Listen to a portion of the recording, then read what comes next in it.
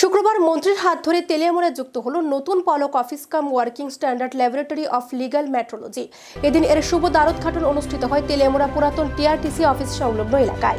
উক্ত দ্বারোদ্ঘাটন অনুষ্ঠানে উপস্থিত ছিলেন মন্ত্রী সুশান্ত চৌধুরী, রাজ্য বিধানসভার মুখ্য সচেতক তথা এলাকার বিধায়িকা কল্যাণী রায় সাহা, দপ্তরের আধিকারিক নির্মল অধিকারী সহ অন্যান্য নেতৃত্বরা।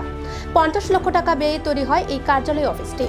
এদিন দুপুর 1টা নাগাদ মন্ত্রী সুশান্ত চৌধুরীর হাত ধরে ফলক উন্মোচনের মধ্য দিয়ে শুভ উদ্বোধন হয় অফিস গৃহের।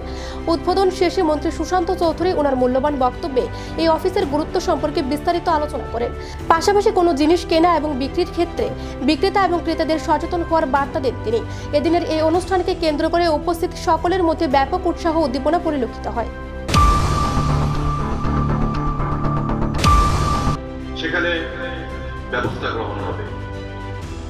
আমাদের ম্যান পাওয়ারের অভাব রয়েছে, এটা আপনারা জানেন যে এত হাজার হাজার বাজার প্রতিদিন যাওয়া সম্ভব নয়, কিন্তু তারপরেও নিয়মিতভাবে রুটিন মাফিক আমাদের দপ্তরের অধিকর্তা থেকে শুরু করে এসডিএম অফিস, ডিসিএম, এখানে আছেন ডিসিএম মহোদয়, এসডিএম অফিস থেকে তারা প্রতিনিয়ত সেখানে বাজারের যে অভিযান ছাপা মারা থেকে শুরু করে ব্যবসায়ীদের অসৎ উপায়ে যারা অর্থ ইনকাম করতে চান তাদের বিরুদ্ধে কিন্তু সেখানে অভিযান জারি রেখেছেন।